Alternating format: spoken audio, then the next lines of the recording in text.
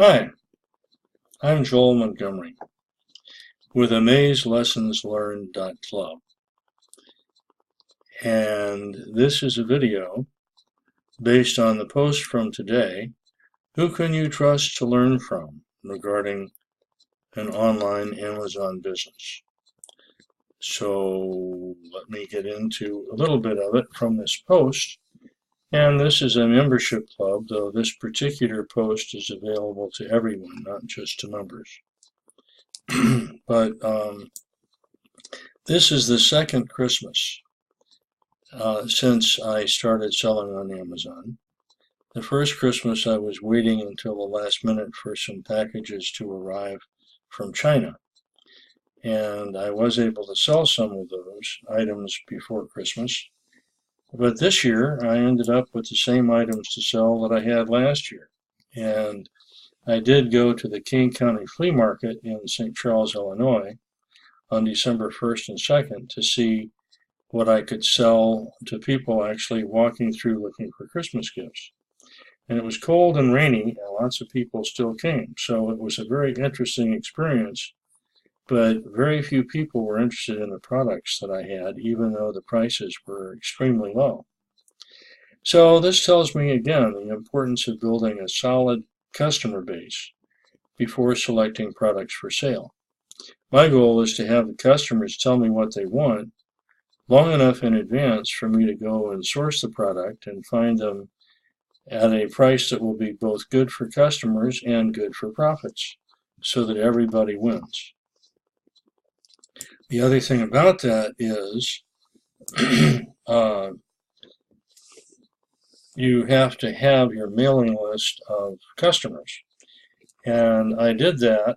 I was using Aweber, which is still a good program.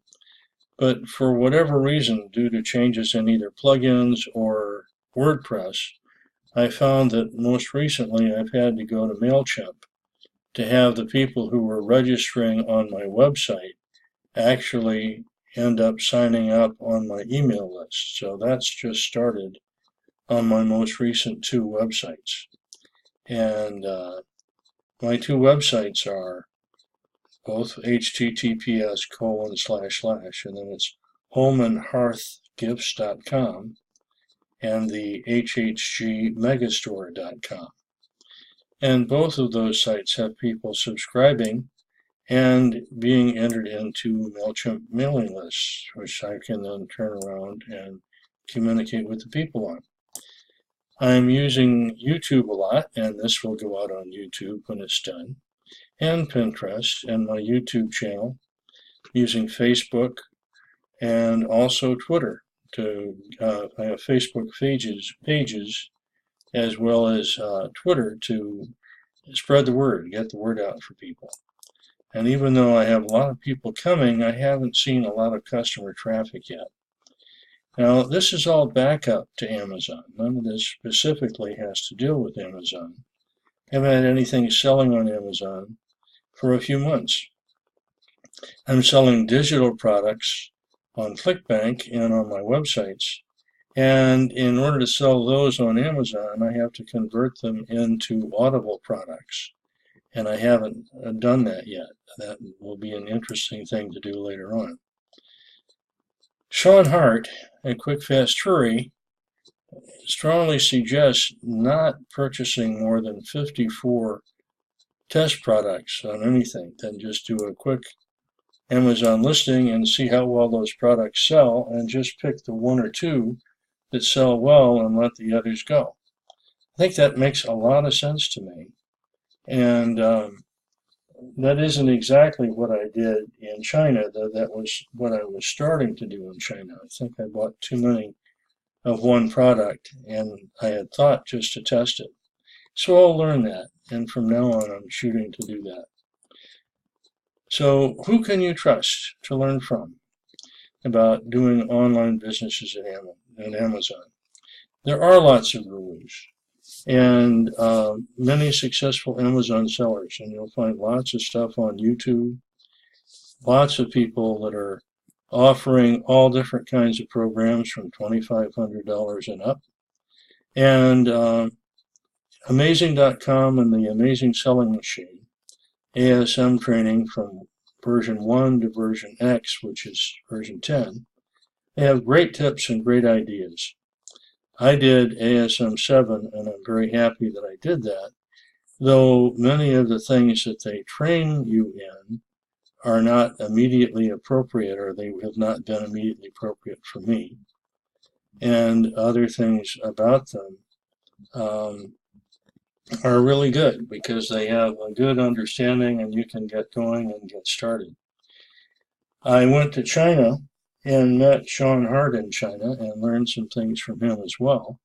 So he has a lot of great practical tips and tools and a different approach from ASM, though everybody has got good ideas. The thing about it is you need to really listen to those people and only invest in those things that your profits from your business will allow you to invest in. Otherwise, just wait. You don't need a lot of tools right away. There's some great tools that are available. A more reasonable tool for me, anyway, has been Managed by Stats. I have let go of a lot of other tools that I've paid for, and some of which I haven't used as much as I would like to have used. But Managed by Stats, at least the basic service, has been very useful. But we also need to be able to access some investment capital. And it can either be our own or our own pooled with others in ways that works for everybody and minimizes the risks for everybody. That's what I'm working on doing now. We also want some eager customers who want some highly profitable, low-cost, and lightweight products. Now, Sean Hart has had great success selling heavy, high-cost products with advanced sales that allow the products to be shipped in on the first orders. And once you have working capital, it sounds like a great idea. The other thing that does make sense, you need to have people that you can trust around you as mentors and friends. That was one of the original purposes of this website, AmazLessonsLearned.club.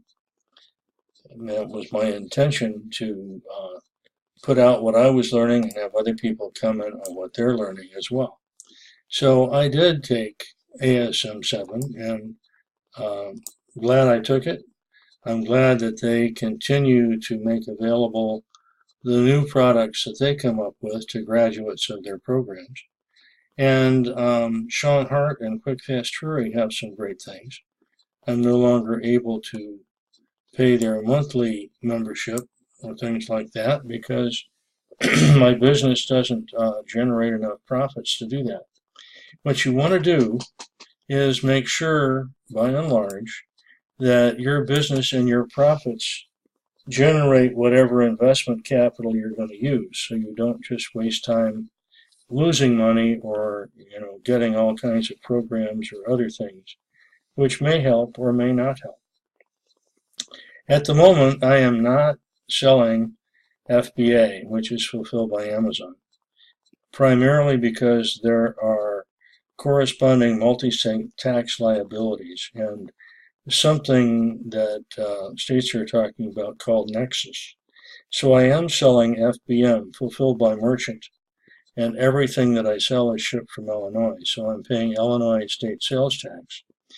And what Amazon FBA sold for me in other states last year was limited, so I don't believe I owe more than $25 to any one state.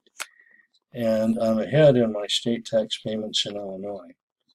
Now, other people have told me that I'm making too much about sales tax issues, and then some of the service providers and websites are telling me I am not paying enough attention to it. So all I can tell you right now is that when my business grows, I will explore it in more depth. But for right now, my goal is to limit that liability and exposure and to concentrate on selling things right from Illinois at the moment. So what seems to me is important is to listen to advice and recommendation from successful Amazon and other e-commerce sellers. Implement what's affordable based on profits from Amazon sales. And then all the hype about ads on Amazon, Facebook, YouTube, Instagram, wherever. That may be important, but if it costs more to advertise than you're making in sales and profit, that part doesn't make sense. So right now I'm working on building goodwill, positive customer relationships with the users of my websites, and then we're going to go on with other things as the business grows. So that is, in a nutshell, what this particular post has been about today. And I have lots of other posts on this website that also kind of brings you up to date in terms of where I am with Amazon.